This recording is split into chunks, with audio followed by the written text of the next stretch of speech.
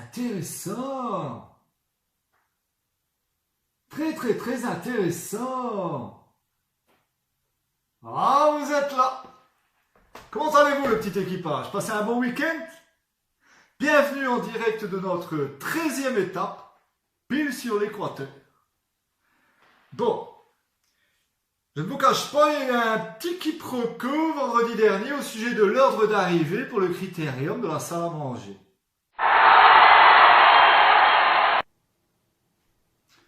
Alors pour nous départager, chaque jour de cette semaine, tous les concurrents, c'est-à-dire le professeur Glutblut, le bandit avec un poulet sur la tête, Walter de Gardner et moi-même, nous allons vous raconter de véritables histoires à propos d'arbres extraordinaires situés un peu partout sur la planète. À la fin de la semaine, vous pourrez voter pour l'histoire que vous avez préférée. Et celui qui aura le plus de votes remportera le trophée. Aujourd'hui, c'est le professeur Glutblut qui va vous raconter l'histoire de son arbre préféré. Bonjour, je suis le professeur Glutblut. Je vais te raconter aujourd'hui une histoire extraordinaire à propos de l'arbre, le général Sherman, situé dans le parc national des Séquoias en Californie. Le général Sherman est un séquoia géant. Il a une hauteur de 83 mètres, c'est-à-dire environ la hauteur d'un immeuble de 30 étages. Pour en faire le tour, tu devrais être sportif. Il a une circonférence de plus de 30 mètres. Général Sherman est l'arbre le plus imposant du monde. Son tronc pèse environ 1385 tonnes, c'est-à-dire à peu près 6 fois le poids de la Statue de la Liberté, ou une bonne douzaine de baleines bleues. Il est considéré comme l'organisme vivant le plus imposant au monde. Malgré son âge qui est estimé à plus de 2000 ans, il produit encore chaque année l'équivalent d'un arbre de 18 mètres en volume de bois. En 2006, la plus grosse branche du général Sherman s'est brisée et est tombée au sol. Avec ses 2 mètres de diamètre et sa longueur de 30 mètres, elle était à elle toute seule plus grosse que la plupart des arbres existants sur la planète. Voilà pourquoi je trouve que le général Sherman est l'arbre le plus extraordinaire. Si cet arbre t'a impressionné, tu pourras voter pour le professeur Glutblut et je gagnerai le trophée. Merci Glutblut pour cette belle histoire. Ceci, j'ai l'impression que dès qu'il y a les chiffres des noms, ça mouline dans la kitchenette, hein? Alors, puisqu'il est question de chiffres et de nombres, je vous propose maintenant une petite correction détaillée de certains des exercices du défi maths que vous m'aviez rendu ce week-end.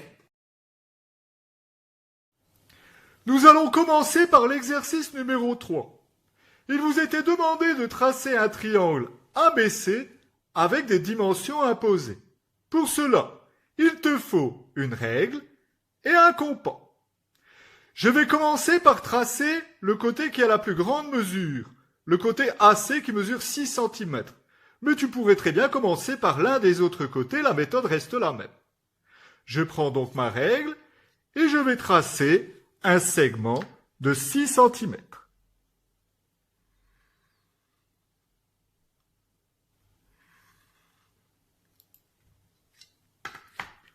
Nous avons donc ici le point A et ici le point C. Maintenant, il va me falloir trouver le troisième sommet, le sommet B. Il doit être à 4 cm de A et à 5 cm de C. Pour cela, je vais prendre ma règle et mon compas. Je vais prendre un écartement de 4 cm. Soyons précis. J'ai ici mes 4 cm. Mon sommet B doit être à 4 cm de A. Je vais donc piquer sur A et tracer un arc de cercle, puisque vous savez que tous les points de ce cercle sont à 4 cm de A. Maintenant, je reprends ma règle et je vais faire un écartement de 5 cm. Puisque mon point B doit être également à 5 cm du point C. Je vais donc piquer en C. Vous entendez, il y a les chats qui miaulent. Et je vais tracer un arc de cercle en partant de C. Je sais que tous les points sur cet arc de cercle sont à 5 cm de C. Tous les points sur cet arc de cercle sont à 4 cm de A. Ce qui veut dire que ce point ici est à la fois à 4 cm de A et à 5 cm de C.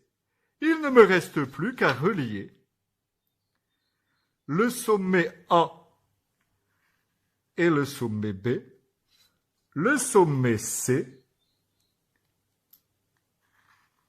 et le sommet B. Voilà, j'ai obtenu mon triangle. Ici, nous avons 6 cm, ici 4 cm et ici 5 cm. Passons maintenant à l'exercice numéro 4. Vous deviez retrouver l'âge de 3 enfants. Pour cela, vous aviez les indices suivants. À eux 3, ils ont 37 ans. Adrien est le plus vieux, il a 4 ans de plus que ses sœurs jumelles. Qu'est-ce que l'on peut tirer de ces informations? Tout d'abord, si j'additionne les 3 âges, je sais que j'aurai 37 ans. Ensuite, des sœurs jumelles, c'est un sacré indice. Je sais qu'elles ont le même âge. Alors maintenant, pour trouver la solution, il faut faire des essais. Je vais essayer 3 nombres dont la somme est égale à 37. Claire et Aurore ont le même âge. Alors essayons par exemple 10 ans pour Claire, 10 ans également pour Aurore, 10 plus 10 égale 20. Pour arriver à 37, Adrien aurait 17 ans. J'additionne et je trouve bien 37. L'un des indices est respecté. Par contre, Adrien n'a pas 4 ans de plus que Claire et Aurore. Il a 7 ans de plus. Donc cette solution ne convient pas. Je vais essayer de descendre un petit peu l'âge d'Adrien et d'augmenter l'âge de Claire et Aurore pour que l'écart soit plus petit. Essayons 11 ans pour Claire, 11 ans pour Aurore, 11 plus 11 égale 22. Pour arriver à 37, Adrien aurait donc 15 ans. 15 plus 11 est égal à 37. L'écart entre Adrien et Claire est bien de 4 ans. J'ai donc trouvé ma réponse. Adrien a 15 ans, Claire et Aurore ont 11 ans. Et tous mes indices sont respectés. Maintenant, le problème numéro 8. Vous deviez retrouver un nombre pour lequel vous avez un certain nombre d'indices. Regardons ces indices de plus près. Le nombre que je cherche est plus grand que 700 et plus petit que 800. Je sais déjà qu'il s'agira d'un nombre à 3 chiffres. Ensuite, puisqu'il est plus grand que 700 et plus petit que 800, je sais également que mon premier chiffre, le chiffre des centaines, sera un 7. Ensuite, l'un de ces chiffres est 0, mais je ne sais pas encore lequel des deux qui reste, le chiffre des dizaines ou le chiffre des unités. Et la somme de mes chiffres est égale à 12, c'est-à-dire que si je fais 7 plus ce chiffre plus celui-ci, j'obtiendrai 12. Or, je sais que l'un des deux est un 0. Donc, 12 moins 7 m'amène au troisième chiffre, et comme 12 moins 7 est égal à 5, je sais qu'il y aura un 5 quelque part.